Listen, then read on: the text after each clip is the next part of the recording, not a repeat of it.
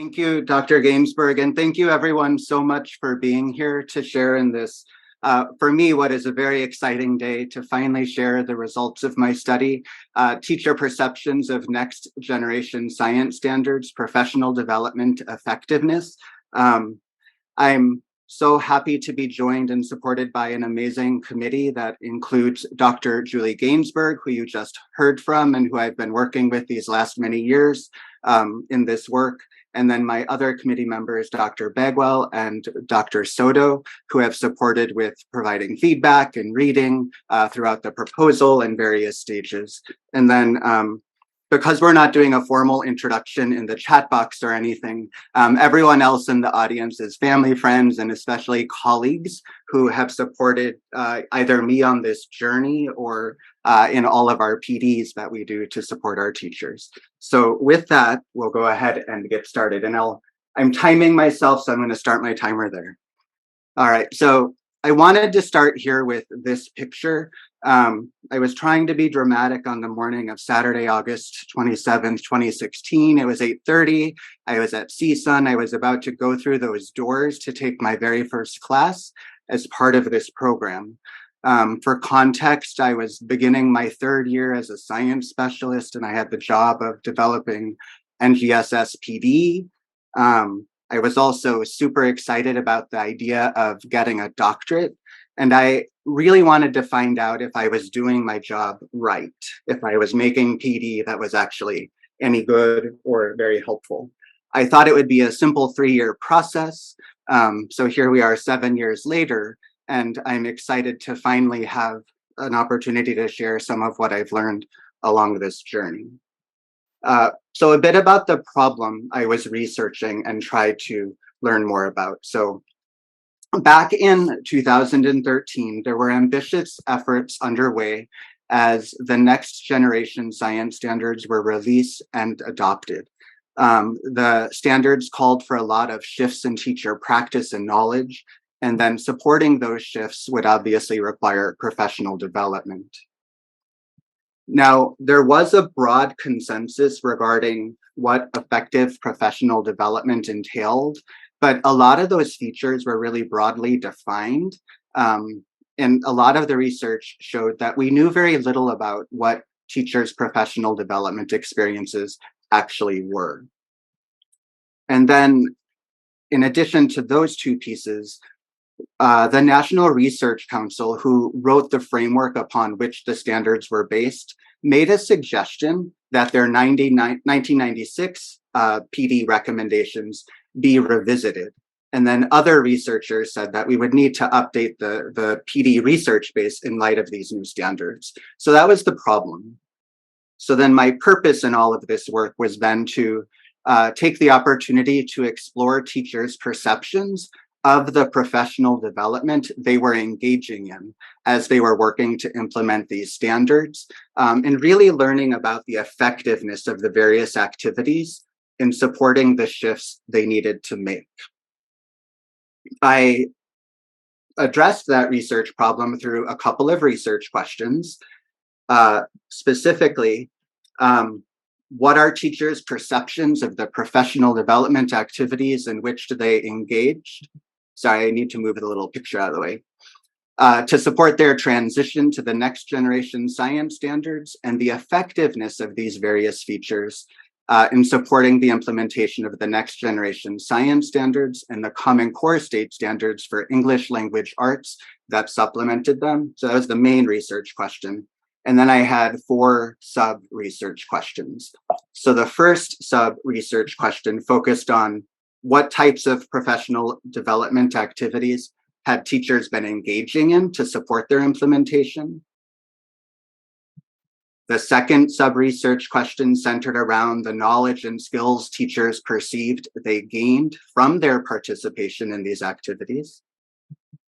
Thirdly, I looked at what features in these activities were actually most helpful in supporting the teachers. And then finally, looking at what areas of improvement the teachers had for next generation science standards professional development. Before conducting the study, of course, I did my literature review, and I'll share some highlights of that work with you now before I go into the details of the study.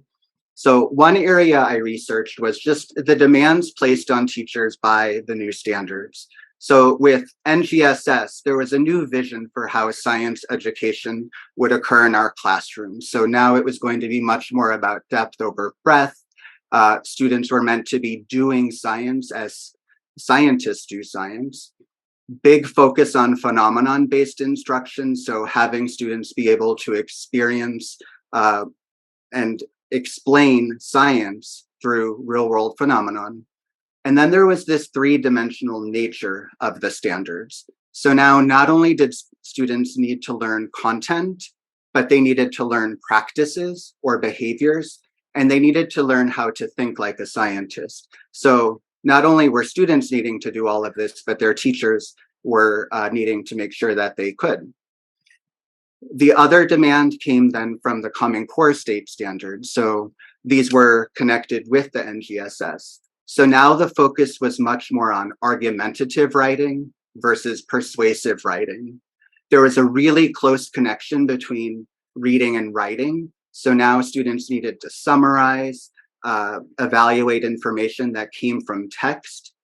There was a focus on technology to write, to publish, to collaborate. And then there were much more rigorous exams, assessments that were very writing focused. So all of these demands were being placed upon our teachers. Now, in order to implement those standards, then teachers would need to go through a process of change. And the areas that I researched here came a lot from Guskey and his idea that teachers do willingly want to get better and they willingly participate in professional development to do so. And he has a 4-step model for teacher change that was part of this study's theoretical framework. And the idea here was teachers willingly participate in professional development. Through their participation in the professional development, there would be a change in their classroom practice. And then the real important part here is that that change in their classroom practice would result in a change in student learning outcomes. And then that change in student learning outcomes would be the thing that ultimately changes their beliefs and attitudes. Now, his 4-step model then was undergirded by 3 guiding principles. One being that teacher change is a challenging and slow process, and the magnitude of change does matter. The second guiding principle was this idea that teachers need to get feedback as they're implementing the change, and feedback that shows that what they're doing is positively impacting students. And then the third guiding principle was just this idea that they need continuous support throughout the change process. One PD experience is not going to do it. I then, of course, looked at teacher professional learning, and there was this idea that a lot of the research did say professional development initiatives can be ineffective, but when done right, they can be effective. So then I spent a lot of time looking into different frameworks around effective PD. So just on this chart here, I have the work of Wilson, Garrett et al., Darling-Hammond, Supovitz, and Turner, and each of them explored PD, identifying either characteristics, structural features, components. And what I'm trying to show here through the highlighting is, although each area of research was different, there was commonalities across all of these areas of research, and I highlighted them. So for example, here, Wilson found that this focus on content was an important feature. That carries on over here where we have focus on content, being content focused, and then deepening content skill and subject matter knowledge. So there's this area of overlap. That's super helpful, but still the challenge remains that they're still very broadly defined, and these recommendations or these features and characteristics weren't updated in light of the next generation science standards. The other and final piece that I looked at in terms of the literature was the importance of teacher voice and perception. And so we know that the PD should be aligned to their needs and it should be relevant, but there was this idea that we know very little about what their needs actually are. We know that a lot of the PD that was occurring in the research was underdeveloped or it was misaligned to their needs. And of course, if it's not aligned, it's going to fail to support them. So those were the major areas of literature that I studied in this work. Now, looking more closely at the theoretical framework, the lens through which I approached the work. As I mentioned, it was grounded in Guskey's four-step model for teacher change. Again, just that idea that professional development is the first step, leading to a change in my practice as a teacher. As I'm implementing that change, super important that I'm seeing a change in student learning outcomes, and that change in student learning outcomes is going to be what changes my beliefs and my attitudes. Now, given that professional development is the first of 4 steps, it was my interest to really look at then what are the features of this effective professional development. A bit about the research design. I conducted it in the interpretivist phenomenological paradigm using a qualitative research approach in a case study tradition. Basically, I was very interested in looking at the teacher's experiences of professional development, and I did that through a case study where I'll go into the details of that. There was a quantitative component where I did also gather some data using a survey. The case of my study was bounded by a cohort of 94 pre-kindergarten through 12th grade teachers. They were from a large urban district, all working to implement the NGSS, and all who successfully completed either year 1 or year 2 of their district's STEAM micro-credentialing program. And the focus in my work then, of course, was really exploring their professional development experiences in an in-depth fashion. So a bit about these participants, a bit more about the data sources. So the data were gathered through a survey, through focus groups, and through follow-up emails. And the participants, as I mentioned, were 94 pre-kindergarten through 12th grade teachers working to implement the NGSS. That was the case. And then from that, 23 of those teachers provided their consent to participate in the survey. A bit about those 23 teachers. Here, 16 of them were elementary school teachers, 5 of them were middle school teachers, and 2 of them were high school teachers. So these are the participants who completed that survey. From those 23 teachers, 13 went on to participate in one of the focus groups.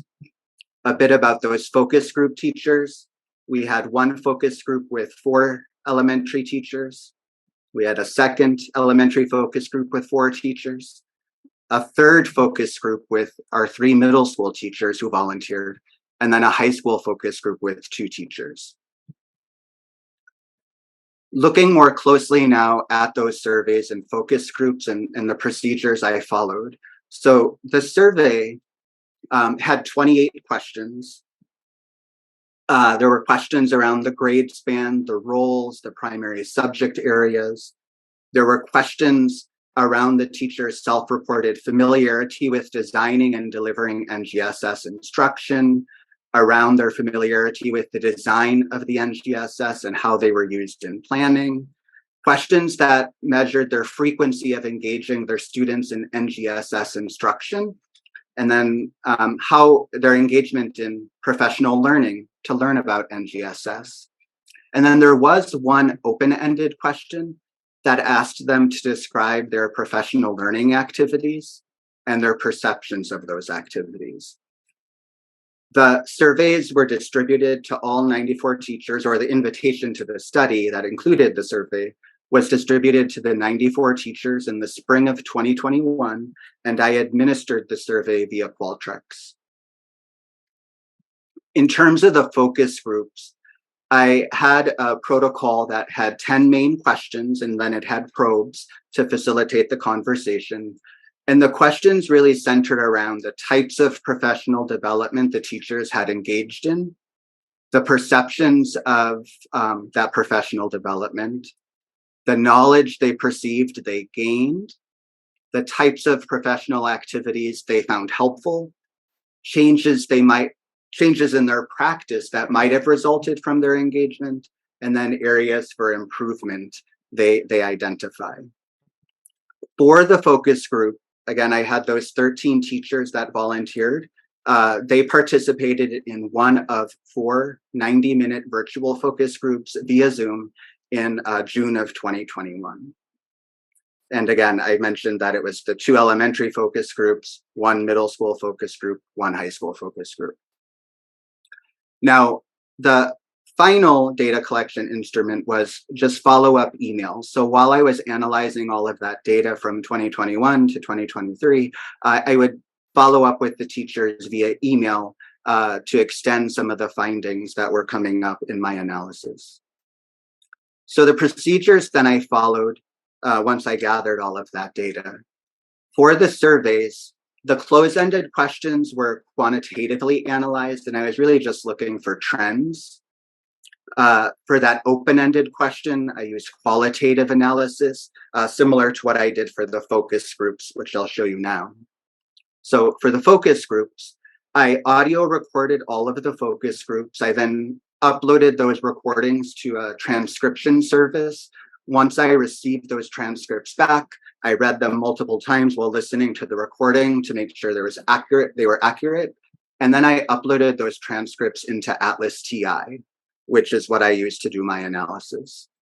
From Atlas TI, then I engaged in preliminary data analysis, where I read the transcripts multiple times just to make meaning of them, to begin identifying those big ideas, those patterns, those concepts. I then engaged in that thematic data analysis to segment and code my data. And what that looked like was, first I segmented those transcripts according to each of the research questions.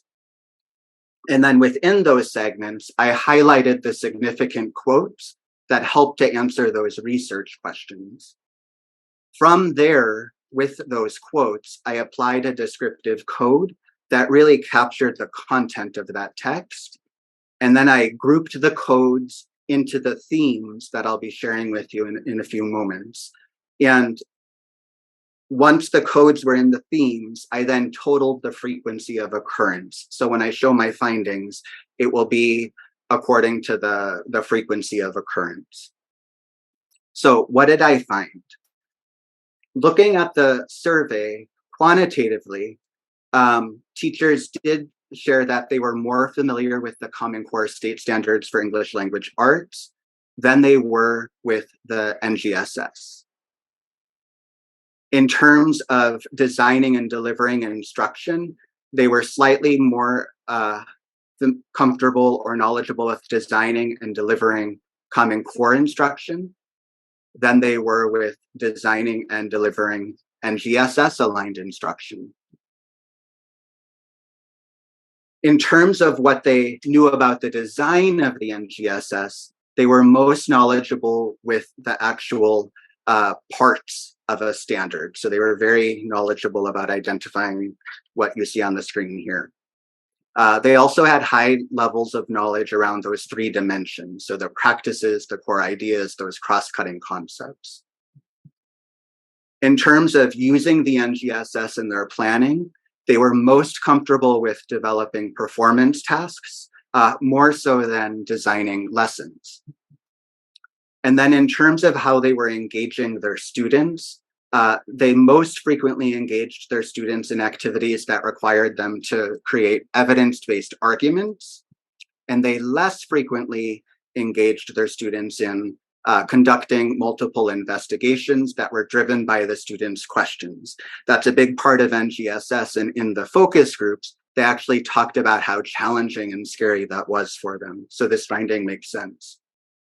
And then when I asked them about how much PD they were engaging in, for the folks who completed the survey, about 61% of them had engaged in 3 or more experiences to learn about the NGSS, in addition to the STEAM micro-credentialing. And about 62% of the participants in the focus groups had participated in 3 or more professional learning experiences beyond the STEAM micro-credentialing. Now, there was that open-ended question in the survey that I qualitatively analyzed, and 2 themes occurred regarding what they found helpful. So the teachers identified that being provided opportunities to collaboratively design lessons and units was very helpful for them. And here I just highlighted part of a quote. The teacher was very confused at the beginning, but after planning out a lesson and trying it, they recognized the value, and it really changed the way that they teach. And 10 teachers in the survey had feedback similar to this. The other finding was that teachers appreciated being provided hands-on opportunities to see examples of NGSS in action as learners. And 6 of the teachers on the survey talked about those types of experiences. And here I just highlighted one. I've been the student experiencing the activity with my content was most important for this teacher. Now, for me, what was very, very exciting then was the findings from the focus groups. So question 1, again, asking about the types of professional development teachers were engaging in. And from this, I found that they were engaging in most of their PD from district-sponsored opportunities, either through their central or regional offices or from curriculum vendors. And it seemed to be that the reason they were doing that was out of convenience. And then the second most commonly mentioned provider of PD was institutes of higher education. Again, there it was convenience. It was a university nearby. And then some of them mentioned also that the reputation of the university played a role. So that's where they were getting their professional development. What were they learning? So in terms of the knowledge that they perceived gaining, the most commonly discussed area of learning was around the architecture and design of the standards. So they talked a lot about learning how the standards had shifted from the previous standards, how they were much more student focused, how they had much more depth over breadth. They talked a lot about their learning around the backwards design of the standards, how they now had a K-12 progression rather than topics being scattered throughout various grades. They talked a lot about those performance expectations, those foundation boxes, or the connection boxes, so the structure of an actual NGSS standard. And then they talked a lot about their learning as it related to how the NGSS integrated with other content areas and specifically connections to the Common Core. They learned a lot about the 3 dimensions of NGSS, and they most commonly talked about those science and engineering practices. And it was my sense that not only was that something that was commonly taught, but it was something that the teachers were grappling with, that they were struggling with in their classrooms. And then they also mentioned learning about core ideas and cross-cutting concepts. And then the third most frequently discussed area of learning was around phenomenon-based instruction. They were very familiar with starting their lessons with a phenomenon that their students would need to question and then generate explanations for. And I think for this, not only was it something that was commonly covered, but it was something that seemed more within reach of the teachers. Now, the part that was super exciting for me then was to see more about the features of the PD that the teachers actually found helpful. And so the most commonly discussed helpful feature was being provided something to actually implement in their classroom, and then being given those practical steps for implementation. So elementary teacher Audrey, for example, saying, here's something you can actually take back and you can do it tomorrow. High school teacher Samantha said, now that you've got me invested and you've given it to me, now walk me through the steps. What do I actually need to do that thing in my classroom? And then I really found this quote from elementary teacher Anna very powerful, because she did want the practical thing and the steps, but she also felt like there needed to be a way to tiptoe into the use of the strategies. Often it felt like it was all or none. Here's the strategy, either do all of it or none of it. And she was saying a lot of us kind of fall in the middle. We want to tiptoe into our use of the strategy as we get more comfortable. The second most commonly discussed helpful feature was being provided time to process, time to plan, time to dig in, and just time to discuss. So here, elementary teacher Mia said that what was helpful was they had time to dig in to cross-cutting concepts, time to dig in to disciplinary core ideas. And then this was an interesting conversation here. A middle school teacher, Michelle, just sharing how hard her brain was fighting with the NGSS, but it was through the constant discussions that it became something her brain finally wrapped its head around, or she finally wrapped her brain around. Third on the list, and I put an asterisk here because this also came up in the survey, but teachers found it very helpful to be provided hands-on opportunities to see NGSS in action as a learner. And you heard things like elementary teacher Eileen saying they really put us as a learner. And this one made me laugh. Elementary teacher Anna, she went on and on about this yarn activity. And then she just says, the only reason I really remember it or did anything with it is because they actually made me do it. So very powerful.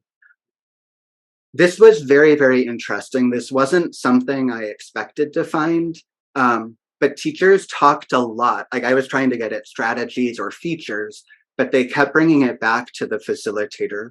And what was helpful for them was having a facilitator who was prepared, who was professional, who was clear, and could really break things down. So here we have middle school teacher Donna, for example, saying what worked for her was the facilitator was organized. The facilitator could take something that was complex and could break it down. Here, Mia was talking, in this case, about the STEAM micro-credentialing, which was the year-long process. And she just appreciated how one point connected to the next, to the next, to the next. So all of the pieces just made sense. Michelle talked about just having the facilitator treat them as professionals. And then Samantha kind of echoed that sentiment with the idea of, hey, just remember, we do want to get better, but we don't like to be treated as a token for your checklist. Like we genuinely want to implement this, so please help us.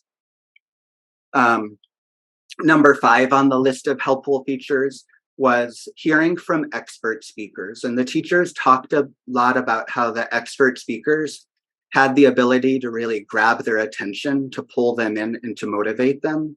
And then I talked with Jessica about this via email after.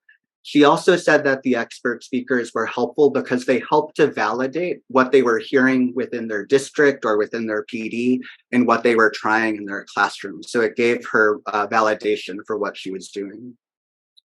And then final on the list, and this also has the asterisk because this came up in the survey, was teachers found it helpful to be provided opportunities to collaboratively design lessons and units. So here you have Lucy, for example, saying it was that final product, that lesson, that really helped me reinforce what I learned. And then elementary teacher Michelle, just really, he was the one who had to wrap her brain around it through discussion, saying that it was also the design of that multidisciplinary lesson that was really impactful for her. So those were the 6 features that emerged from the data. Now, looking at research sub-question 4 then, what areas for improvement did the teachers identify? And they identified the need for more practical ideas. They mentioned that often they'll leave PD without any practical ideas, nothing to use the next day. They identified a need for a differentiation within their PD experiences. Often what they were getting was one size fits all, and they wanted PD that was more customized to what they actually needed or where they were in their teaching. They identified a need, an area of improvement for more discussion time. They mentioned often just being rushed through a PD without having that time to discuss. So they really wanted to see that improved. And then finally, they identified the need for more high quality, modest facilitators, someone who approached the work with a level of humility, could make them feel comfortable being vulnerable and trying out these new things that the standards were asking for. So with all of that then, what are some of the implications for policy and practice? First, there's the importance of ensuring that the professional development we provide gives the teachers practical ideas and gives them the steps for how they would implement that. That can be done through giving them a hands-on activity, then giving them the steps, mitigating that all or none approach that they said they didn't like, and then give them permission to tiptoe in to their implementation of the standards. A second implication is that teachers need to be provided time during the professional activities to discuss. So time to process, time to plan, time to explore.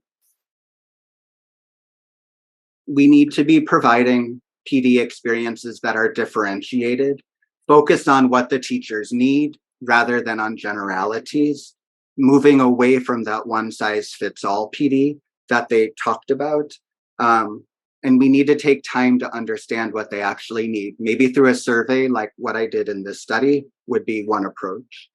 And then finally, there's the implication around facilitators, really recognizing what a significant role the facilitator plays, making sure that not only do they have deep content knowledge, but that they're very carefully selected and prepared so that they can effectively deliver these strategies. In closing, then, what are some of my recommendations for future research? I would recommend that we consider exploring perceptions of a larger sample of teachers. I recognize that the sample used in this study all were from this STEAM micro-credentialing program. They all were highly motivated to implement the NGSS. So would these findings hold true for a larger sample that contained possibly less motivated teachers? It would be really helpful to examine strategies for differentiating professional development experiences. How do you do that at scale and with limited budgets?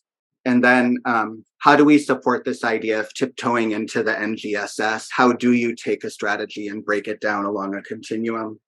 And then finally exploring that role of the facilitator, understanding how to better select and prepare. So before I end, just in closing and in conclusion, I just wanted to go back to that picture that I started with. If I could rewind the clock and give myself advice then for the work I was doing, and then think about the work I'm still doing, and that many of you in the audience were doing together, I would definitely tell myself, please make sure that you take the time to deeply understand the needs of the teachers that are receiving the PD you're making. Make sure you give them time to discuss. Make sure they leave with practical strategies and steps, and make sure you let them know it's okay to tiptoe into their use.